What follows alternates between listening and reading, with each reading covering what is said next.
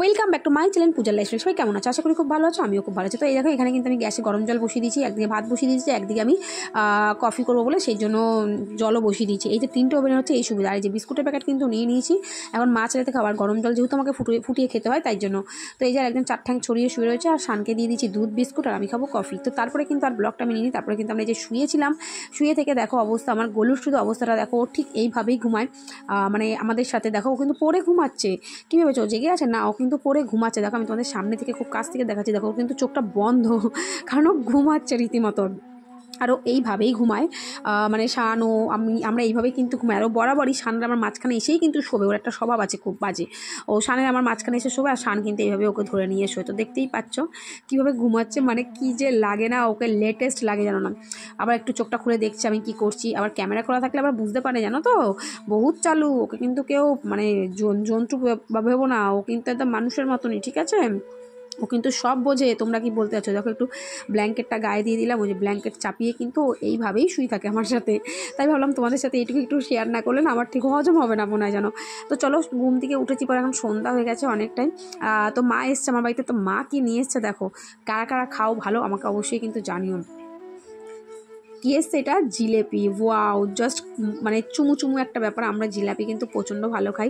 গরম গরম জিলেপি আর সিঙ্গারা নিয়ে মা চলে এসে, মা গেছিলো রোডে, তো রোড থেকে আসার পর এই দেখো লাল কড়কড়ে করে ভাজা জিলেপি কী যে লাগে। আর এই দেখো না, গোলু হাপিত্তিস করে তাকিয়ে রয়েছে খাবে বলে, বাট ওকে তো আমি দিতে পারবো না, তাই উপায় নেই, ওকে না দিয়ে আমাদেরকে খেতে হবে।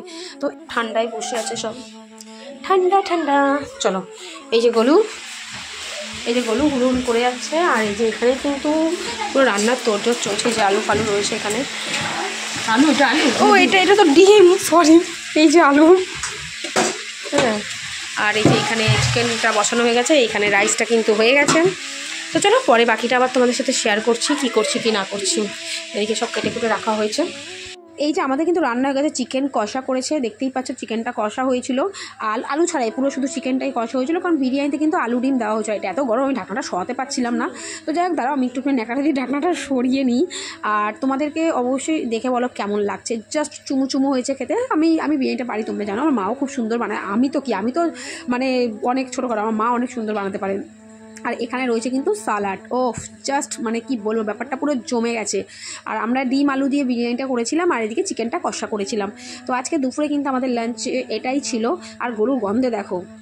চলো দুপুরে খাবারটা খেয়ে নিই আমরা। বিরিয়ানিটা কদিন ধরে খুব ইচ্ছে করছিল, ঘরের বিরিয়ানি খাবো, ঘরের বিরিয়ানি খাবো। চলো আজকে হয়ে গেছে, খেয়ে নিই আগে। আর গন্ধ শুকার লোক সামলাতে পারছি না। আমি কিন্তু খেতে বসে গেছি, এই যে দেখতেই পাচ্ছ ডিম আর চিকেন নিয়ে। ও মানে কি বলবো, সেরা হয়েছিল খেতে। আর তোমাদের কি বলবো, তোমাদের দেখেই কিন্তু রিভিউ দিতে হবে, এছাড়া কোনো উপায় নেই। আর এই দেখো, এই ড্রেসটা তোমার দাদা আমার জন্য অর্ডার করে দিয়েছিল, তো সেটা চলে এসছে। আমি যখন একটু পরে তোমাদেরকে একটু দেখিয়ে নিই। এটা ও আমাকে গিফট করেছে, মানে গিফট এই চলতেই থাকে এই সব, বুঝতে পারলে তো। আমার শানকে বলছেন শান একটুখানি ফোনটা ধর দেখিনি, তো আমি একটু ড্রেসটা পরে দেখলাম। আর এটা জানো তো শীতে এখন এগুলো খুব চলছেন, তাই জন্য নিয়ে নিয়েছি। কেমন লাগছে কিন্তু অবশ্যই তোমরা। ওরা আর দেখো গোলু কি শুরু করেছে, আমার পায়ে কামড় মামুর দিয়ে একাকার করছে, ভীষণ লাগছিল। আমি চিৎকার করছিলাম, গোলু ওরকম করিস না, আমার পায়ে লাগছে প্রচণ্ড। তো ও আর কার কথা কে শোনে। ভালো লাগছে, সুন্দর লাগছে আমাকে। হ্যাঁ, তোকে হেভি লাগছে, তোকে সুন্দর লাগছে। দেখ, ঠিক আছে তোমা? গরম আছে না? ফেন্সি প্যান্টের পকেটে টুং টুং টুং টুং, দুটো পকেট আছে। করো যেমন করলা, করো যেমন করলা।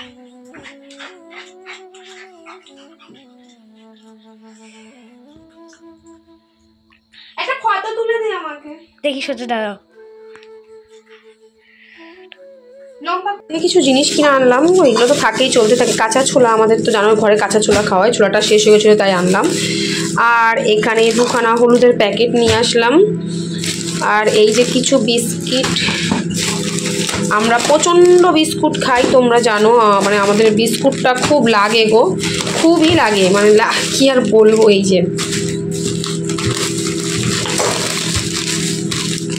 যে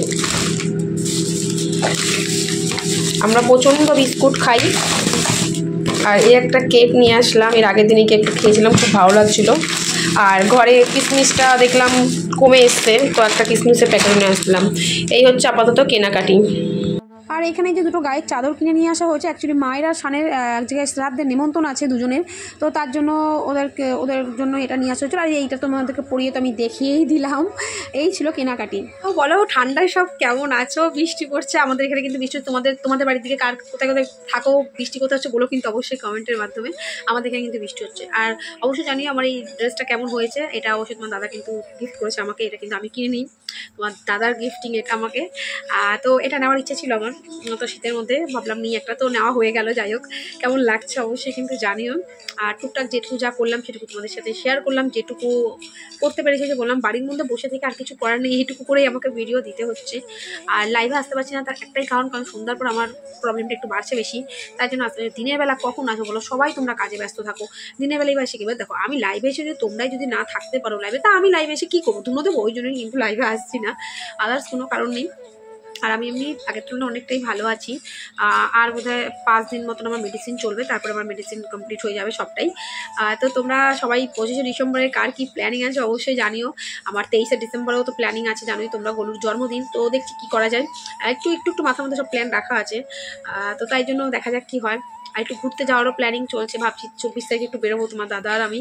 অ্যাকচুয়ালি বেরোবো কি গো, বেরোনোর আগে না ভয় লাগছে, তার জন্য বেরোতেও পারছি না।